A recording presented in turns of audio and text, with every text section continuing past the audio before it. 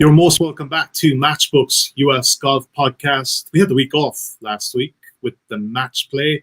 Wasn't ideal for the format we're doing, but we had a good week at the Honda Classic the week before. We'll recap of that in a second. If you're watching us now live, Facebook, YouTube, Twitter, please do get in touch. Get us your questions if your matchups and whatnot. We will get to them after the guys get through theirs. Joined at the bottom of the screen by Director of Content with BetSperts, Mr. Andy Molitor. At the top of the screen, Mr. James Mazzola, co-host of the For Profit podcast. JD, 4 out of 4 with your picks last up for the Honda Classic. Really, really good. Your best bet, Keegan Bradley to beat Rickie Fowler. No contest there. You also had Steele over Scott. You also had Seaford over Stenson. And you had, who else did you have? I'm missing one somewhere. But yeah, great week for the Honda Classic. It feels like a long time ago, though, 2 weeks ago. It does. It really does. You take 1 week off, and which I needed, by the way. We go from January until now. Obviously, the Masters is a lot of content. It's going to be huge next week. Yes. That week off is just, it really is an awesome breather. I planted a freaking garden. I went over to Carmel. It was awesome, man. I had a great week. But, Honda was one. What was wonderful, was one of the best full tournament head-to-head weeks I've had all season. Yeah. It's funny, if you hit the outright, everyone gives you praises. When you go 9-2 and full tournament head-to-heads, no one gives a shit. So even though I make more money going 9-2 head-to-heads than I would ever hit the outright, but that is the game that we play. But the money is made here for me personally. So that week for me is better than any outright I can hit. And Andy, your best bet, Keegan Bradley. Keegan Bradley over Wyndham Clark. You went the opposite way, but it was all Keegan Bradley. Flat out, good win for you there. Yeah, well. we went full Keegan, and we joked. He didn't we joked about Keegan. that. He didn't go. We went full Keegan. We didn't care. And he joked about it last week that I didn't go far enough down the card to find the Keegan over Rickie bet. Of course, I made that bet as well. So that felt really good to watch Rickie just stumble over his own clubs again and easily cash some more money on him. He's our guy this year. Going to be a good theme today too, I think. Yeah, I'm seeing that already. Looking at the running order. A bit of news to bring people up to date with since we were last on. Matchbook won Best Betting Podcast in the 2021 Smart Betting Club Awards, 3rd year in a row. You guys have only been on a couple of weeks. See the kind of effect that you two have. It's absolutely amazing. I call it the M&M effect, the Molitor and Mazzola effect, and I'm trademarking that. That's just amazing stuff. And Andy, it's an honor, of course, to be involved in this. Yeah, we're like Dennis Rodman. Michael Jordan wins a few, but you bring him in. We just keep on winning. Yeah, just got to keep this going. Let's roll on to year number 4, hopefully next year. We're going to go through, guys are going to go through 8 matchups, 4 each today. But before we get into that, just want to bring people, if you haven't heard about this already, our new sign-up offer at Matchbook. It's a pretty decent one. So 0% commission on all sports until the 12th of April. That obviously will include the Masters and any other event coming up. We've also got the Champions League coming up and aim through the Grand National, the horse racing, if you're into that. So please do sign up today. If you haven't got an account, you can sign up at matchbook.com, check out all the details there. But the most important thing of all, you have to use bonus code INSIGHTS to avail of this offer. Otherwise, you're just going to be on the 2% net win. Let's be fair, it's pretty good, but it's also just a bit better to get 0%. 103 matchups this week. Yeah, 103. Yeah, you can have like 400 for next week. What the hell? Possibly, I'm a little worried about where you're going to send us next week. Yeah, it's probably going to maybe be towards the 200 mark. I'd imagine Dustin Johnson's going to be in about 9 matchups. Rory's going to be in about 7. So I'm probably going to have to get these 2 guys on Monday evening just to give you plenty of time. Yeah. But yeah, look, first before we get into the matchups, JD, talk to me about TPC San Antonio. I was looking back at some of these winners in the last couple of years. Now, obviously, it wasn't on last year. I think this is 2 years ago was the last time we had this.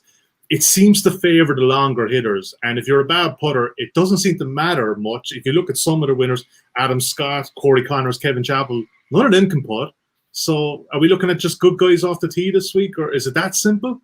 Yeah, and then, but then on the flip side, that's just be devil's advocate. You throw in Andrew Landry, who is a short hitter and putts really well. So what are we going to see this week? I believe it's going to play difficult. They're going to have winds 10 to 15 miles per hour. That kind of dictates any Texas golf. This is the last of the Texas golf swing, right? So we know winds up, course is hard. Winds down, course will play easier. We saw Corey Connors absolutely destroy this thing. I think he won at 20 under. But we've also seen winners at like 13 or 14. But the biggest thing is this is the week before Augusta. Any player who's going to Augusta and doesn't come out hot in the first round will likely just go full eject and be like, hey, get me my PJ over to Georgia because I don't need to waste my time here for 4 rounds. Like, I'll just get over there and get settled, right? So the course will play difficult. You have to hit fairways. There's like carries on this course of like 300 yards off the tee where you have to hit driver 300 yards just to get it into the fairways.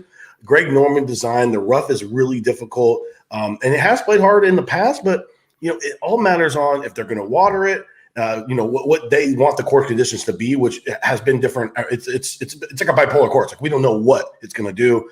I would say, anywhere from like 15 to 17 probably wins this thing. If it's a little harder than that, you'll just get guys that think, okay, I'm out of here. I'm just going to go get ready for Augusta. But then there are guys who need to play well here to win here to get into Augusta. So those guys are going to go full blown. So it's an interesting week. We can attack it from a full tournament head-to-head standpoint without a doubt. That way market's going to be a little bit different, though.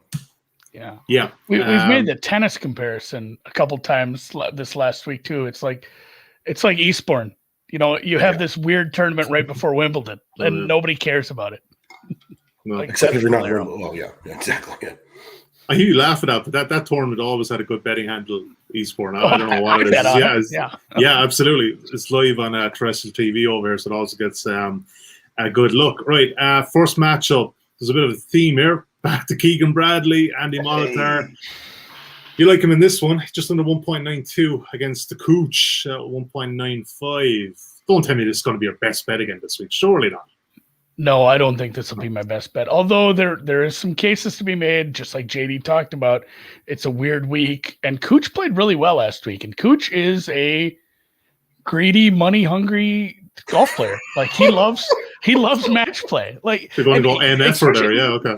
Yeah, the different, and like, you watched it, he wanted to win third place pretty damn bad because there's a lot of, like, third place paid like $750,000. He made a bunch of money last week. He's always been a good match player. I like him a lot less in stroke play, obviously. And yeah, I'm not just going to bet Keegan every week. This is the matchup they gave me, but yeah, Cooch did play 121 holes of golf last weekend.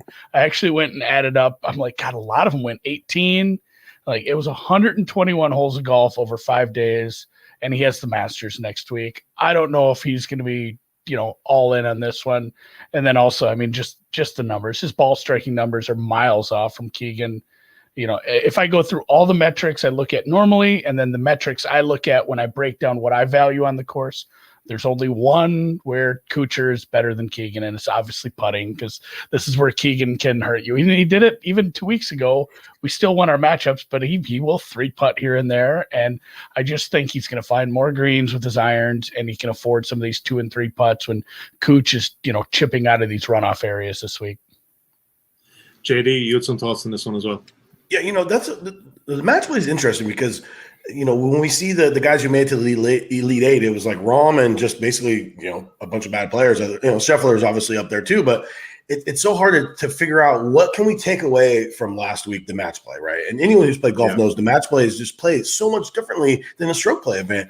Kuchar has been in terrible form leading up to last week. I mean, he's been a full fade for anyone. I mean, based upon who he's been priced with at his price, just based on name value alone, played a lot last week. And again, he's also a fun guy to bet against because he is kind of a POS, to be honest. Like, this is the guy who stiffed his caddy after winning in Mexico. So, he obviously loves the money, and he made a shitload of it last week. But again, you look at Keegan, you're getting a guy who's striking it very solidly for, especially right now, he's in very good form. How much does Kuchar care? Yeah, he cares about money, but he put a lot of miles on an older body, honestly, last week. So I think this is a great play. I'll be on this as well.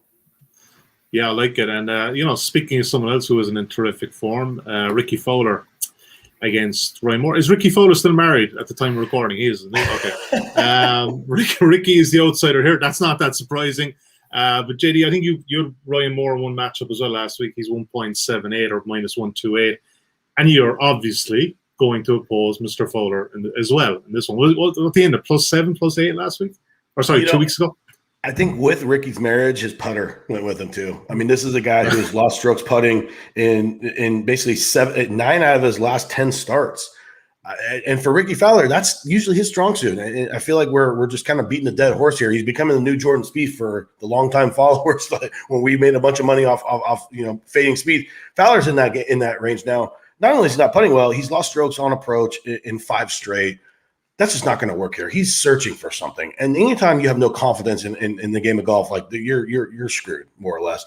And we flip to Ryan Palmer. I love him this week. He missed the cut at the Honda. Very difficult tournament. I mean, there's a lot of random stuff that happens at the Honda because of all the water and just the difficulty of playing in that Florida wind. But a guy who was going to gain off the tee, he's likely to gain on approach, 35th at the Players, 26th at the AT&T. And more than anything, he's a guy who plays really well in wind. He hits low draws. I like it if the conditions, kind of peak up a little bit. Not a great putter, but again, he's going to get the ball in play. And this is more of a fade of Rickie. I mean, Rickie's just lost right now. So we're going to keep fading him. He's not even going to play in the Masters, by the way, which is crazy to think. He's outside of the Masters at this point. So unless he wins. If he needs to win this. So I guess he has the motivation, if you say, but you still need the game. Like you still have to have skill, and he doesn't have it right now. So, I mean, Ryan Moore, his floor is high because of his ball striking, and I really like a Rickie fade here. Yeah, Moore missed the cut at the Honda, but he won his matchup, so we don't care. You get paid by Friday night. That's all that matters. You get paid by Friday night. That's exactly what we want to see. Back to you, Andy. Harold Varner against Adam Hadwin. You like Varner here in this one. We back Varner. Can't remember which one of you guys did it, but a couple weeks ago, I think he won as well there. 1.89, you can back Varner there. 1.98, Adam Hadwin. Why so, Mr. Molitor? Yeah, I made this one closer to like 1 point, whatever minus 140 is, 1.7. Yeah, let's go 1.741. Yeah. That sounds about right. Somewhere in there. Yeah. And Varner is a guy I back a lot. He can burn me at times. I'm a little worried. I'm a little worried about this more than usual because they are talking some high winds, possibly right off the bat. But for the most part, over the course of the weekend, I have checked out the weather a little. It's still early. The weather doesn't look terrible. Varner can kind of play bad when the wind kicks up, but everybody else has to play in that wind too. So I'm just going to kind of ignore that. And it's ball strikers this weekend. It's always been ball strikers here. It's as far back as we can go. It's who wins, who plays well here. And Varner does that better than Hadwin right now. Hadwin did take 8th in the Honda a couple weeks ago, but if you go look at that again, it was one of those where, oh, hey, guess you gained 7 strokes putting. Like whenever you have a guy, I feel like I should just start looking at results and picking out guys with top 20s that had just unsustainable putting days and looking to fade them, going forward as their market adjusts. And I guess it's essentially what I am doing here in a roundabout way. Once I saw that, I'm like, well, yeah, this is for sure a play now. He's only gained on approach once in the last dozen or so events. So I'm not excited about Hadwin here. These greens, I joke about this earlier. I did play this course last night on Nintendo. I do that. I seriously, Will Brinson told us about that. I started doing that. I checked out the greens and stuff, and these are some tricky greens. So I don't think he's going to be gaining 7 strokes putting here. These guys have similar scrambling numbers, but HV3 is finding almost 1 extra green in regulation over 18 holes here. So looking for guys who can find those greens and don't have to worry about being great putters. So Varner for sure today. Let me just clarify this. The director of content with BetSports isn't advising people to play the Nintendo on these golf courses to make golf. I am. Just okay. That's okay. Just leave it open. Okay. I like it. So, yeah, okay. Something different. That came right down from somebody, one of my mentors. I've got Formula 1 on the PlayStation 4, so I'm not sure the next Grand Prix is coming up at Italy, so maybe it might be something there. Yeah. Well, we know who probably is going to win that anyway. So, all right, let's move on. Adam Long against Doug Ghim. It's either Verstappen or Hamilton. That's probably, and you're not going to be able to get much of a price in Dutch in there. JD, Adam Long, Doug Ghim. You like the 24-year-old from Illinois here, Doug Ghim. 1 point, we're going to say this 1.83 minus 120 here. Why so? And Ghim, Texas guy, he went to University of UT, so I make this a lot closer to 1.7 just based on the simple fact that Ghim's approach numbers have been very, very good. He's gained strokes on approach in 8 straight events. And when we look at Adam Long, he's missed 6 of his last 7 cuts. So, I mean, so we're looking at a guy who has struck the ball well, especially with his irons. And Ghim is no slouch with the driver as well. Gained 1.3 at the Honda, although he missed a cut again. When you look at the Honda, you have to throw those numbers out because it's just a weird golf course, right? That's every single year. I'm gonna look a little further than that. 1.8 at the API. 2.3 off the tee at the Genesis, at the AT&T. And again, gain strokes off the on approach in every single one of those events. Adam Long is a guy who I feel like he's a ceiling floor guy, and his floor is so low. I mean, it's clearly miscuts. His ceiling is high. The guy has a win on tour, a 22nd at the Players, which is really a random golf course where he gained 3 strokes putting, gained 3.6 strokes off the tee, but lost on approach and around the green. So it's just a little bit of a little random. Just a guy that I like to fade in full tournament head-to-heads for the simple fact that we don't know what game he's going to bring into any tournament. And Ghim at least has that basis of that approach. He's going to gain strokes on approach. We know that. It's going to be important this week. I make him just a little bit bigger favorite than what the market has him at right now. Yeah, currently 1.83 or minus 120 at Matchbook. They'll Ghim to beat Adam Long. Next matchup, Andy, Cameron Percy. Oh my God! Percy, yeah. It's like is he 46? He's even older than us. It's nuts. What are we looking at here for his prices? So he's we're going to say 1.72, 2.21, which is minus 139. The price on Percy. Like I said, he's in the tour a while, but then he had a couple of years off, didn't he? And he kind of went away, and then he came back, and he played for the first time in Sawgrass this year. But interesting story, and he's a short price here, but. Obviously, this is a fade on Brian Stuard, too. Yeah, a fade on Brian Stuard. But also, Percy, it kind of surprised me when I dug into his numbers. This guy is, over the last 50 rounds or so, he's top 10 in approach and greens and regulation gained. The guy he's hitting his irons well. And, yeah, the Stuard fade, you say, what James just said about taking the Honda out of kind of, the context you need to apply to that. The same thing with Corrales, this Punta Cana thing, people can play, people could play well down there. We started the show by making fun of the field in this tournament. Go look at the field down in the Dominica there. It's not, it's a second tier tournament. Playing well down there doesn't really. Yeah, I think even Danny Willett played well down there. I'll bring that up. But I mean, and truthfully, Stuard eked out cut and made down in Dominica, and then he played really bad over the weekend. It's not even he didn't even play well down in a bad tournament like this. So yeah, and Percy is not a guy I often look at, but he can sneak out some good results in bad fields. It's weird. It's like how we're going to play the Masters twice in 4 or 5 months. This Corrales tournament was held October, somewhere in there. So he actually got a top 10 in the Corrales when it was played. It's technically the 2021 Corrales. It was played in 2020, and then also the Puerto Rican Open, he had a top 10. So he is a guy who I can back to play well in a tournament like this, in a field like this. And then it's just neither one of these guys hits the ball very far. I think their averages are probably about around 280 for drive distance, and it's just going to be the iron play for Percy here. He's, like I said, top 10 in approach. I'm excited about a guy who can make his second shots, especially when both of these guys are going to have some longer second shots. Yeah, okay. Like the angle. Don't forget, as I said at the top, you're watching us now live on Facebook, YouTube, or Twitter. If you have a couple of questions about matchups, be they at Matchbook. There's 103 Matchbooks, so if there are others elsewhere, please do ask the guys' opinions, and we will get to them. JD, Harry Higgs, interesting character. Higgs, he plays Cameron Magic. Very interesting, yeah. Understatement of the year. He plays Cameron Champ, and you like Higgs in this one. And he's actually slight dog in this one at 1.94. Cameron Champ just under 1.93. Pretty tight margins there, minus 106 on Higgs. So what's the story here? What's the case here? I will say, just before you get to it, there's a very well-known tipster over this side of the Atlantic has actually got Higgs in as one of his outside shots at 100 to 1, 101.0. So maybe that's something to keep in mind. But he is fancy this week.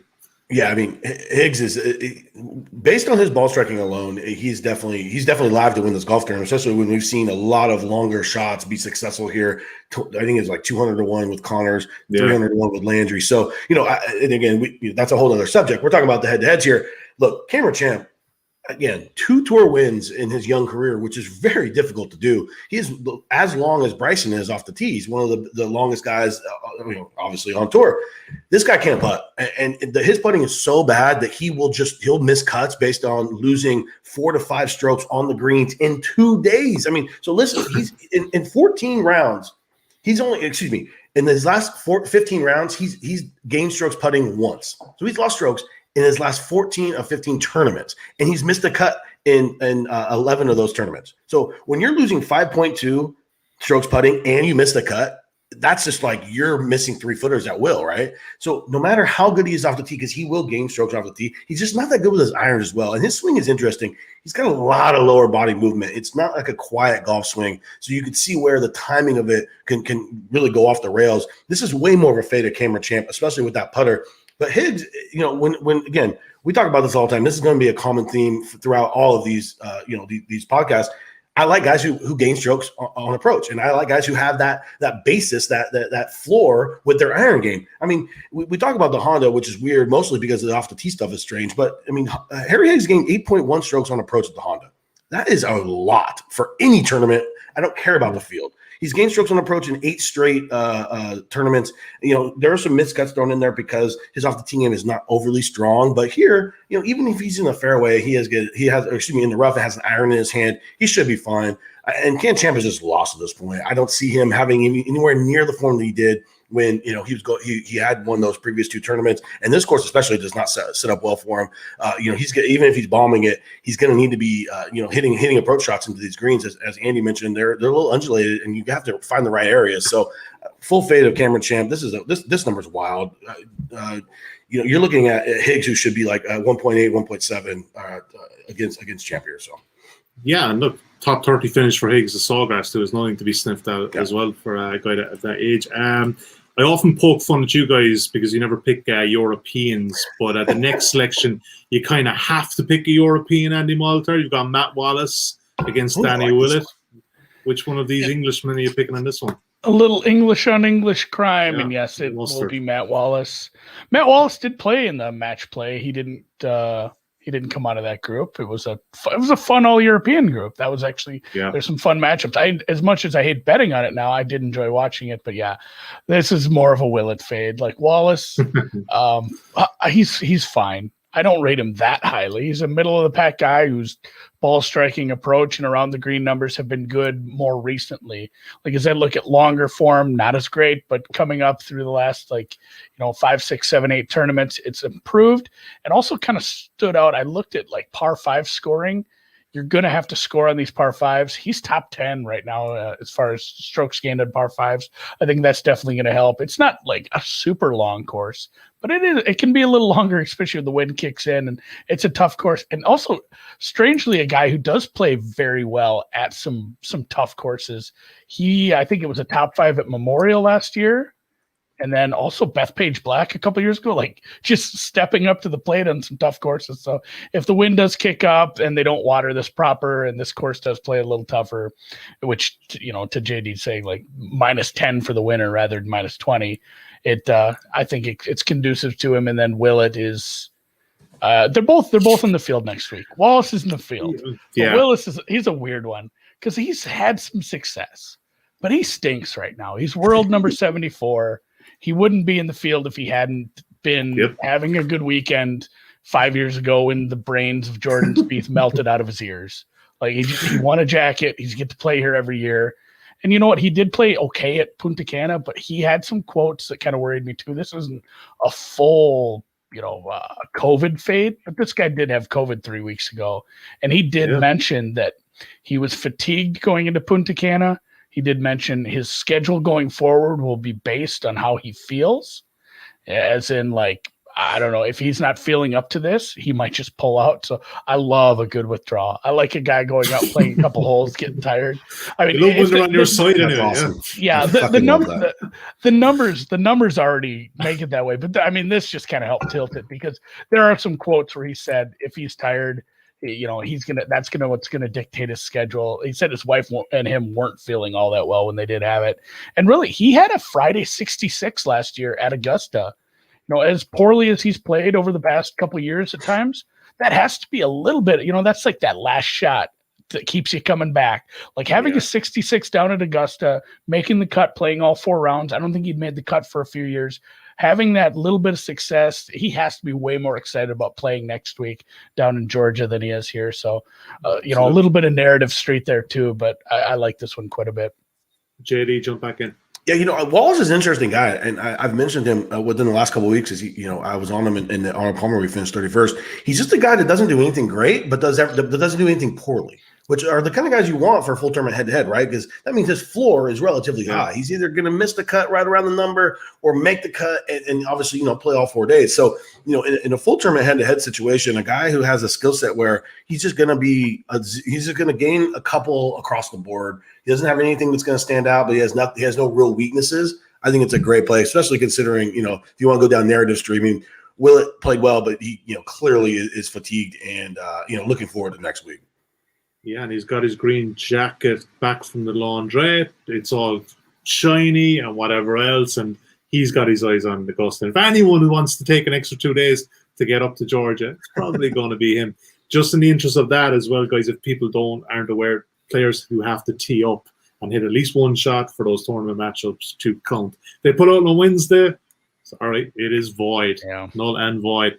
Last matchup we're going to talk, and there's a bit of a Dominican feel to this one. Last week's winner as well, which shows that it doesn't really matter at all, is Joel Dahmen. He's 2.17, and we're opposing him, Andy, with Sam Burns, 1.75. We picked Burns a few times this year.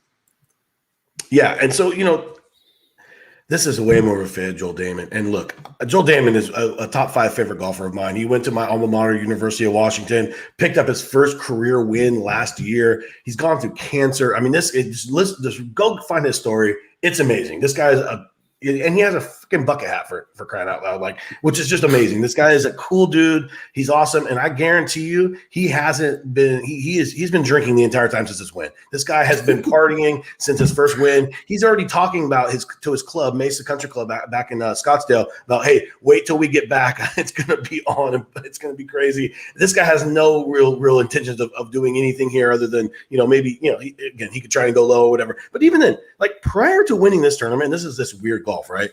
This guy missed six or seven cuts, with his best finish being a 60th at the AT&T. And Dahmen is a guy who can get it going. He's a great iron player, especially in the wins that we saw last week.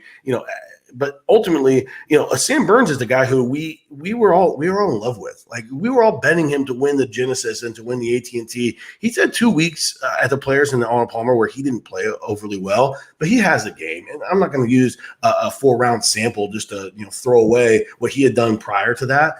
And in this situation, when you get a Joel Dahmen coming off a win, I don't have any analytical evidence of this, but I know I follow Joel Dahmen on Twitter. Again, alma mater. I love the dude. This guy has no chance to compete here this week after what he's been doing the last couple days. So again, I'm getting a guy in Sam Burns who we're probably buying low on. This matchup would never even be offered a couple weeks ago. So we're gonna get Sam Burns because he hasn't played overly great. We're gonna go ahead and grab him at a number where throw out 4 rounds. Let's go. His form is fine, and Dahmen is just completely out of it. You do have some bit of analytical data. You went to the same alma mater, University of Washington, so you do know that they're good enough guys to party there. They've had that kind of reputation down the last 20 years with the Huskies up there in Seattle. We won't get into that some other time. Right, quick recap of what we have, gentlemen. I lost myself there for a second, and I'm back. Keegan Bradley to beat Matt Kuchar. That's Andy's selection. Ryan Moore to beat Rickie Fowler. That's James. Harold Varner to beat Hadwin. Andy's. James Ghim to beat Adam Long. Cameron Percy to beat Bryce Stuard as Andy's. James again. Higgs to beat Champ. Andy has Wallace to beat Willett. Sam Burns to beat Dahmen is James' pick. Don't forget, 103 matchups at matchbook.com. Check it out. But of all of those guys, your best bets, I cannot remember who went first the last time. I don't know. Who wants to jump in first? You're not gonna cross over and rob, so it's fine. Go ahead, Andy. Don't steal my shit, please. I won't steal. Although I did in the chat, I said you can have the Fowler fade again. I let you have that, even though I made my picks first this week. Probably the Wallace Willett play. I'm gonna go with that just because it is a weird fit. Like Willett is not playing well. He hasn't played well. I don't take the Dominican results into account very much.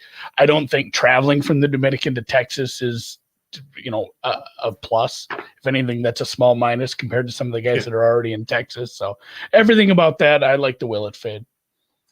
JD, what's your best bet for this week? Cameron Champ, this guy cannot find it with the putter. He's putting like he's never seen a golf ball before. So I'm going to continue fading him as I have all year long. And especially when we get a guy in Harry Higgs, who we know is going to gain strokes on approach at this golf tournament. Yeah. I like that floor for him. And if you ever just Google Harry Higgs, he's probably the most fun guy to root for in the world. I mean, this guy is like a big, doesn't look like a golf ball, but just saying something. Yeah. I picture him, he's kind of like a John Daly-esque kind of guy. Like, I wouldn't be surprised if he bangs a heater, on like 14 on a Saturday behind a tree or something. So, no, I like Higgs this week. And again, Champ is a full fade as long as he's being matched up with a guy with that kind of floor. If he does that on Saturday, it might be all the one because Champ could be gone by Friday anyway. So that's what we're probably hoping for. All the heaters on Saturday. Yeah, absolutely. Do what you want to do, whatever you want to do, buddy, on Saturday. All right, guys, we're out of time. Hey, you know what's on next week? It's the Masters. It is the Masters. That sells itself. We'll be back at the usual time for that. Like I said, we're currently going to bet the over and under about 160 matchups at Matchbook, so it probably will take a while to get through them. So I'll give you guys plenty of notice. My thanks to James, my thanks to Andy. Don't forget, like I said, we'll be back 7 p.m. UK time next Tuesday to preview the Masters. That's 2 p.m. Eastern. Until then, the best of luck with your Texas Open bets, and we'll talk to you then. Take care.